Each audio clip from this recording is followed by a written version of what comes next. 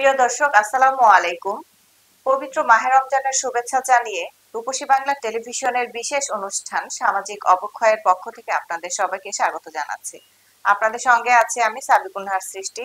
আজ আমাদের অনুষ্ঠানের বিষয় হলো সামাজিক অবক্ষয়, এবং এসব বিষয় নিয়ে আলোচনা করার জন্য আমাদের স্টুডিওতে উপস্থিত হয়েছেন সিনিয়র সাংবাদিক আব্দুল খালেক খন্দকার। স্যার, আপনাকে স্বাগত আমাদের আজকের জি, আপনাকে অনেক ধন্যবাদ।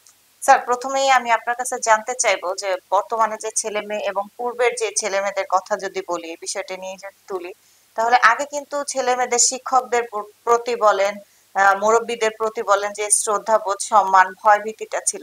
এখনকার ছেলে মেয়েদের ভিতর কিন্তু এই জিনিসটা নেই। অনেক ছেলে মেয়ে কিন্তু রয়েছে যে শিক্ষকদের মুখে মুখে তর্ক করছে বা মুরব্বীদের সাথে বেয়াদবি আচরণ করছে। তো এই বিষয়টাকে আপনি কিভাবে দেখছেন এবং এই অবনতির কারণটা কি স্যার? জি, আপনি একটা সুন্দর প্রসঙ্গ তুলে ধরেছেন।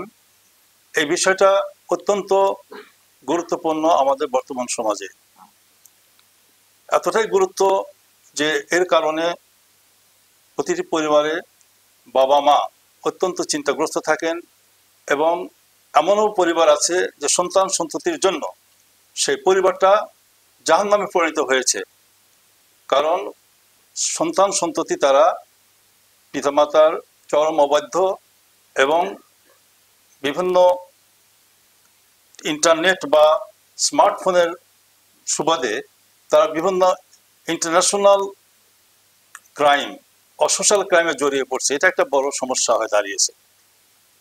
এই ব্যাপার থেকে আমাদের উত্তরণ খুবই প্রয়োজন বলে আমি মনে করি। আপনি আবার প্রশ্ন করেন আমাকে। আচ্ছা আচ্ছা স্যার, এই দায়ভারটা কি আপনি অভিভাবকদের দেবেন? জি না, বিষয়টা হলো, আপনি দেখেন আমাদের বাংলাদেশ এটি একটি মুসলমান অধ্যুষিত দেশ। এখানে প্রায় 95% বা 95% মানুষ মুসলমান। তো এখানে আমি যেটা বলতে চাই যে ধর্মীয় অনুশাসন, প্রতিটি পরিবারে যদি ধর্মীয় অনুশাসনটা যদি সুষ্ঠুভাবে পালন করা হয়, তাহলে আমার মনে হয় যে প্রতিটি পরিবারের সন্তান সন্ততি অন্তর্চিত আদর্শ নিয়ে বড় হতে পারবে। স্যার, আপনার এই কথার পরিপ্রেক্ষিতে যদি আমি বলি, ধর্মীয় অনুশাসনের বিষয়টা যে বলছেন, ধর্মীয় অনুশাসনটা কি আদৌ সঠিকভাবে পালন হচ্ছে? কারণ বর্তমানে যে হুজুর, মাওলানা বা যারা রয়েছেন, তারা কিন্তু আগে পূর্বের যে হাদিস বা নিয়ম কানুন ছিল, অনেকটাই কিন্তু পরিবর্তন বর্তমানে হয়েছে।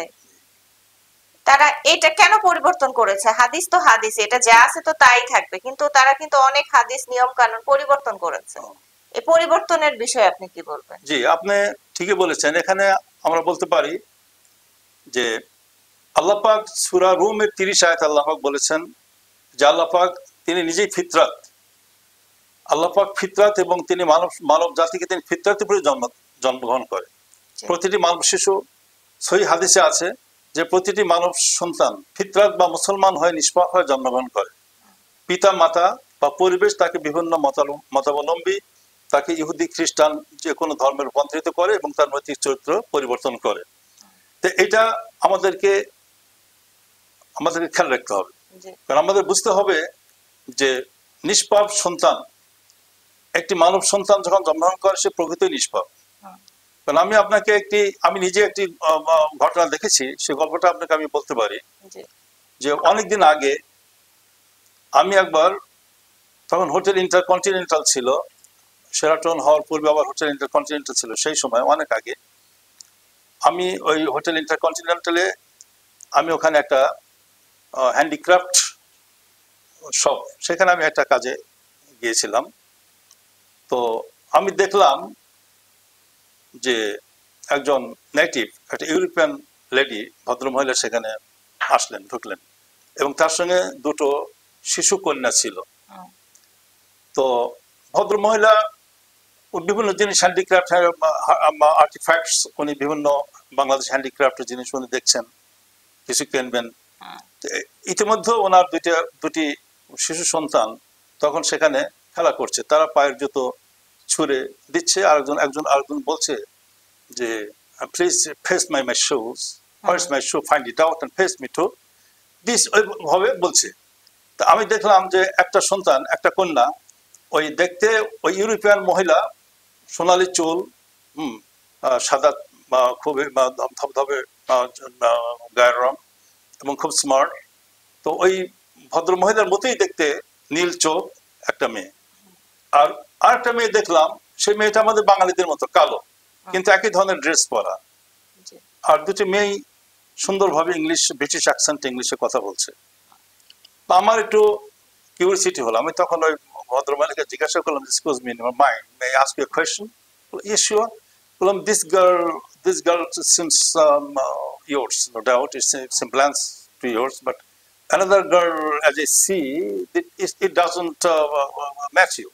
Her complexion and her appearance doesn't like yours. Is the two daughters yours?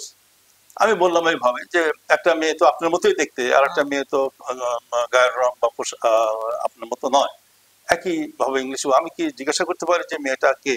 জিজ্ঞাসা করতে পারি? তখন উনি হেসে আমাকে বললেন যে, oh this is my daughter, and this daughter I bought it from Islam, and when she was in fact I bought it from Islam, now I am bringing out it my own child, like my own child. উনি বললেন যে আমি একটা বস্তির থেকে এটা জন্ম পরে কিনে নিয়েছিল, কমলাপুরের দিকে বস্তি থেকে কিনে নিয়েছিলেন, নেওয়ার পরে নিজের মেয়ের সঙ্গে মানুষ করতেছেন আর কি, এখন সে ইংলিশ গার্ল হয়ে গেছে। তো আমি তখন ওই কথাটাই মনে পড়লো যে ওই আল্লাহ পাকের সেই বাণী এবং যে সেই হাদিস আছে, প্রতিটি মানব সন্তান ফিতরাতে জন্মগ্রহণ করে, মুসলমান হয়ে জন্মগ্রহণ করে, কিন্তু পরিবেশ তাকে বিভিন্ন ধর্মে। আমি দেখলাম যে চাক্ষুষ প্রমাণ পেলাম। তো এখন আমাদের যে পবিত্র মাহে রমজান আমাদের শেষ হয়ে যাচ্ছে, অতিবাহিত হয়ে গেল, একটি সুযোগ এসেছিল আমাদের জাতীয়ভাবে যে আমাদের এই পাপ পঙ্কিল জীবন থেকে, পাপ পঙ্কিল পারিবারিক পরিবেশ থেকে আমাদের জন্য একটু আমরা পরিশুদ্ধ লাভ করতে পারি। এই সুযোগটা এসেছিল, কিন্তু সামাজিক যে পরিবেশ চতুর্দিকে আমরা দেখতে পাচ্ছি অবক্ষয়, তাতে মনে হচ্ছে না যে আমাদের রমজানের কোনো শিক্ষা আমাদের সমাজে সঠিকভাবে প্রতিফলিত হয়েছে। এই তো খিলগাঁয়ে একটি শিশু, 9 বছরের একটি শিশুকে চোখের সামনে আমরা দেখলাম, চোখের সামনে তাকে পিটিয়ে হত্যা করা হলো। এটা কথা, এটা 9 বছরের একটা শিশু, অপরাধ কি? সে ধর্ষণ করেছে। তো 9 বছরের শিশুই কাকে বা ধর্ষণ করলো? আর ধর্ষণের বিষয়টা আমাদের the Muslim Times English news পেপারের, আপনার মুসলিম টাইমস ইংলিশ নিউজ পেপার, এটা চিফ অ্যাডভাইজার জনাব তাজুল ইসলাম একটা কথা বলেছিলেন। ওনার কথাটা আমি ভালো, উনি বলেছিলেন যে ধর্ষক আমরা যাকে তাকে আমরা ধর্ষক বলতে পারি না। ধর্ষক হতে হলে তার কিছুটা নমুনা থাকতে হবে। ধর্ষণ প্রমাণ করতে হলে এটা ডাক্তারি পরীক্ষা উভয়ের মধ্যে করেই তাকে ধর্ষক হিসাবে আখ্যায়িত করা যেতে পারে, সন্দেহের উপরে পিটিয়ে। আমি যদি একটু বলি, আমরা কিন্তু কিছু কিছু মাদ্রাসায় দেখছি যে মাদ্রাসা শিক্ষকরা শিশু বাচ্চাদের কিন্তু, শিক্ষার্থীদের কিন্তু প্রচন্ড মারছে, এবং এমনও কিন্তু আমরা ঘটনা শুনতে পেয়েছি যে মেরেও ফেলেছে, মারতে মারতে, এরকম কিছু ঘটনা দেখেছি মাদ্রাসা শিক্ষকদের ভিতরে। এ বিষয়ে স্যার কি? তার চেয়েও আপনি যে কথা বললেন, তার চেয়েও গুরুতর অপরাধ শোনা যায় বা পত্র পত্রিকায় বা দেখা যায়। আপনি যেটা বললেন সেটা মুখ দিয়ে নাই বা বললাম, এর চেয়ে ধর্ষণের মতোই শোনা যায়। তো এখন বিষয়টা হলো যে ওই জন্য যে এই শিক্ষা যে মানুষের, ওই জন্য আল্লাপাক তিনি মানুষকে তিনি যে নির্দেশ দিয়েছেন, আর আল্লাপাক সুস্পষ্টভাবে সূরা হজের মধ্যে আল্লাপাক বলেছেন যে তোমাদের যে জবেহ করা, তোমাদের যে পশু, জবেহ করার পশুর গোশত, চামড়া, রক্ত, গোশতটা তোমরা খাও, ব্যাখ্যা যদি করি, রক্তটা মাটি খেয়ে ফেলে আর হাড়টা মাটি খেয়ে ফেলে, তো সবকিছু তোমরাই ভক্ষণ করলা। সবকিছু আল্লাহর কাছে কি গেল? আল্লাহর উদ্দেশ্য তো আমরা কোরবানি দিলাম, কিন্তু আল্লাহ কি পেল? আল্লাহ পাক বলছেন যে তোমাদের তাকওয়া, মনের অবস্থাটাই আমাদের কাছে যায়। তো এখন আমাদের মাদ্রাসায় যে বললেন তারা শিক্ষক, আরবি পড়ান, কিন্তু এই শিক্ষাটা তাদের নিজের অন্তরে আত্মস্থ হয় না। ওই জন্য যে ইসলামটা শুধু পোশাক বাহ্যিক বিষয় না, কারণ আমাদের দুঃখজনক হলো এটা, আমরা we have to admit that some people think that wearing turbans or caps or wearing jubba this type of things are the symbols of Islam. Actually, it is not true. ইসলাম যদি নবীকে যদি আপনি ভালোবাসেন, আল্লাহর নবীকে যদি ভালোবাসেন, তাহলে আল্লাহর নবীকে ভালোবাসতে হলে কি করতে হবে? আল্লাহ নবী যেটা করেছেন, যেটা নির্দেশ দিয়েছেন, সেটাই আমাদের করতে হবে। আল্লাহ নবী কি করেছেন? আল্লাহ নবী মানুষের জন্য নিজের সম্পদ, মুখের খাবার তিনি অনাহারীকে দান করেছেন, আল্লাহ নবী এবং তার পরিবার। আল্লাহ নবী মানুষের কল্যাণের জন্য তিনি চোখের পানি, অশ্রু বিসর্জন করতেন। আল্লাহ নবী কখনো তিনি পূর্ণ রাত তিনি ঘুমাননি। আল্লাহ নবী তিনি রাত্রের দ্বিতীয় 2 ভাগ অথবা 2/3 অথবা 1/3 তিনি ঘুমিয়েছেন, অবশিষ্ট সময় তিনি দাঁড়িয়ে আল্লাহর ইবাদত করেছেন। আল্লাহ পাকের প্রশংসা তিনি করেছেন। তিনি দাঁড়িয়ে ইবাদত করতে সূরা তেলাওয়াত করেছেন, তার পা ফুলে যেত। এইটা আল্লাহ নবীর আদর্শ। আল্লাহ নবী বলেছেন, তোমরা খাবার খাওয়ার সময় 1 ভাগ খালি রাখো, পানির জন্য খাও, 1 ভাগ খাবে, 1 ভাগ পানিতে পূর্ণ করবে, 1 ভাগ খালি রাখবে। আমরা কি আল্লাহ নবীর আদর্শ পূর্ণ করি? আপনার সহি হাদিস, আপনার যে হুজুরদের কথা বললেন, হুজুরদেরই বলেন, ওনারা আর হাদিস বলতে পারবে, কোটেশন দিয়া হাদিস বলতে পারবে যে আল্লাহ নবী ইফতারের সময় কয়েকটি খেজুর মাত্র খেয়ে ইফতারি করেছেন। কিন্তু সেই যে আপনারা তার উম্মত, আমরা কি করছি? আমরা ইফতারের সময় কি করতেছি? আমরা কি শুধু 3টে খেজুর ইফতারি করতেছি বা 5টা খেজুর ইফতারি করতেছি? আমরা তো ভুরিভোজ করছি এবং খাবার অপচয় করছি। এখন আমাদের যে সবচেয়ে একটা বড় বিষয়, যা দুঃখজনক, যে আপনি আমাদেরকে মূল্যায়ন হয়, ইসলামের মূল মাপকাঠিটা করা হয়েছে পোশাক, বাহ্যিক পরিচ্ছদ দিয়ে, কিন্তু অন্তর দিয়ে এটাকে আমাদের মূল্যায়ন করা হচ্ছে না। এই জন্য সমাজের নৈতিক অবক্ষয়। মানুষের মন যদি ভালো হয়, মানুষ যদি সত্যি আল্লাহকে ভয় করে, আল্লাহ ফিয়ারিং হয়, তাহলে সে যে ধর্মে সে কোনো ক্ষতি করতে পারে না। তো সুতরাং আমাকে এই কথাই বলতে হবে যে আমাদেরকে তাকওয়া, আল্লাহ পাক সে কথা বলছেন, আউযু বিল্লাহি মিনাশ শাইতানির রাজিম, ওয়া ইউহাজ্জিরুকুমুল্লাহ ইন্নাল্লাহা রাউফুম বিল ইবাদ। আল্লাহ পাকের সূরা আলে ইমরান আজকে পড়লাম আয়াতটা। আল্লাহ পাক বলছেন, কুল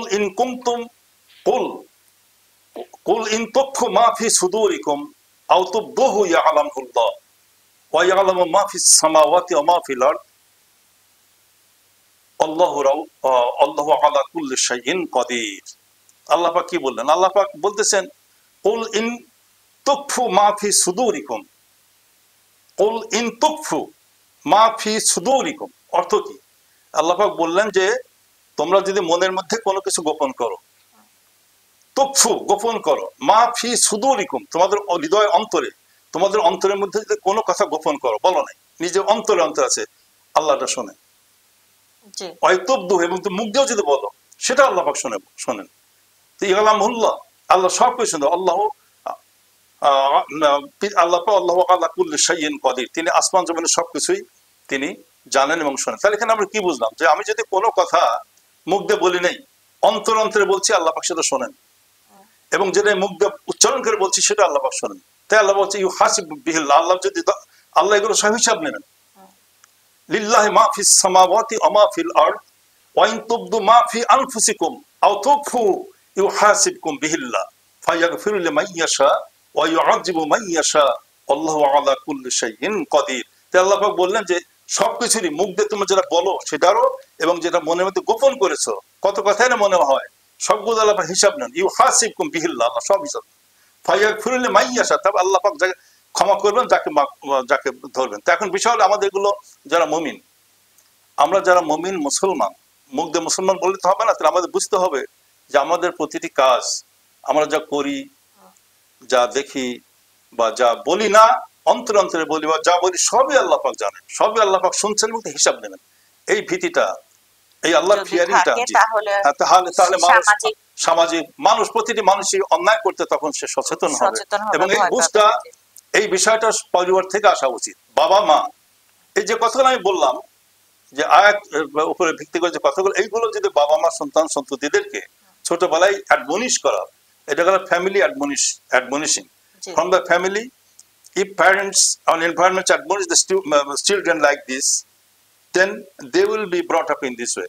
এখন তার বাবা মা যে ছোটবেলা থেকে ছেলেমেয়েকে শিক্ষা দেয়, বাবা তোমরা এই যে মসজিদে গেলে, দেখেন আমি আপনাকে একটা বলি, আমি একটা কথা বলছি, মসজিদে তুমি গেলে, মসজিদে গিয়ে তোমার যে জুতা তুমি বাইরে রাখলে, তারপরে বের হওয়ার সময় তুমি আরেকজনের জুতা আছে তুমি পা দিয়ে সরিয়ে লাথি দিয়ে ফেলে তোমারটা পায়ে দিলে, বাবা এগুলো করবা না। তোমার জুতো যদি একজন পা দিয়ে সরিয়ে ফেলে দেয়, লাথি দিয়ে ফেলে দেয়, তোমার কেমন লাগবে? ওইটাই বুঝতে হবে যে আমার প্রতি যদি কেউ অন্যায় করে আমার যেমন লাগবে, আমি যদি অন্যের প্রতি অন্যায় করি তারও তেমনই কষ্ট। এটা বুঝে আমাদের করতে, এবং সবকিছু আল্লাহর সন্তুষ্টির জন্য, আল্লাহ এবং আল্লাহ রসুল যিনি যেভাবে পথ দেখিয়েছেন সেই সন্তুষ্টির জন্য যদি আমরা সবাই করি, তাহলে আমাদের সমাজের থেকে এই সমস্ত অবক্ষয়, অবনতি এগুলো আমাদের কখনই হবে না। এবং আমাদের যে আরেকটু কথা যেটা আপনার কাছ থেকে আমি অনুমতি বলতে চাই, সেটা হলো কি, যে আমাদের শিক্ষা ব্যবস্থা, আমাদের ইসলামিক মূল্যবোধ যেহেতু এটা মুসলিম ডমিনেটেড কান্ট্রি, কাজে এখানে আমি ইসলামিক মূল্যবোধই বলছি, এগুলো যদি চালু করা যায়, বিশেষ করে যদি Quranic language, Arabic language, Quranic language যদি কম্পালসারি করা হয় in our all institutional educational system. Now second language is English, first language is mother tongue, but my suggestions will be that the Arabic will be the second language and English will be third or commercial language. For all Muslims, English is a must, you see. Prophet Muhammad sallallahu alaihi wasallam বলেছেন, আল্লাহ নবী বলেছেন যে আমাকে নিজের আত্মার চেয়ে, নিজের জীবনের চেয়ে যদি আমাকে যে ভালো না বাসবে সে প্রকৃত মুসলমান না, হাদিসে আছে। তাহলে নবীর ভাষা ছিলেন আরবি। আল্লাহ পাক যে বাণী আকাশ থেকে পাঠিয়েছেন মহামানবের উপরে, কোরআন শরীফ, পবিত্র কোরআন, এই কোরআনের ভাষা আরবি। এবং আপনারা জানেন কিনা যে মানুষের মৃত্যুর পরে পরলৌকিক জীবনে যে উত্থানে পরবর্তী জীবনে মৃত্যুর পরে যে ভাষা হবে সেটা আরবি। তো সুতরাং আমাদের মুসলমানদের জন্য আরবিটা জীবন এবং মৃত্যুর সঙ্গে সম্পৃক্ত। তো সুতরাং আমাদের যদি এই শিক্ষা ব্যবস্থায় আরবিটা, বিশেষ করে কোরআনিক ল্যাঙ্গুয়েজ যদি ইন্ট্রোডিউস করা যায়, তাহলে আমরা আল্লাহর যে বাণী, আল্লাহ পাক কি বলছেন সেই কথাগুলো যদি আমরা কিছু অনুধাবন করতে পারি, তাহলে প্রতিটি মানুষেরই আত্মিক এবং নৈতিক শিক্ষার একমাত্র সমাধান আমি মনে করি। স্যার আপনাকে অসংখ্য ধন্যবাদ আমাদের অনুষ্ঠানে। আপনাকে অসংখ্য ধন্যবাদ আপনি উপস্থাপন করার জন্য। দোয়া রাখবেন ইনশাআল্লাহ। দর্শক, আমরা অনুষ্ঠানের একেবারে শেষ পর্যায়ে চলে এসেছি। আমরা অতিথি থেকে এই বিষয়টাই জানতে পারলাম যে সামাজিক অবক্ষয় রোধ করার জন্য অবশ্যই আমাদের নবী করিম সাল্লাল্লাহু আলাইহি সাল্লাম যে জীবনধারা পরিচালনা করার জন্য যে পথ দেখিয়ে দিয়ে গেছেন, আমাদের সেই ধারাই চলতে হবে এবং আমাদের অন্তর থেকে আমাদের পরিশুদ্ধিটা সৃষ্টি করতে হবে, তাহলেই আমাদের সামাজিক অবক্ষয় রোধ করা সম্ভব। আজকের মতো আমি বিদায় নিচ্ছি। সবাই ভালো থাকুন, সুস্থ থাকুন। আল্লাহ হাফেজ।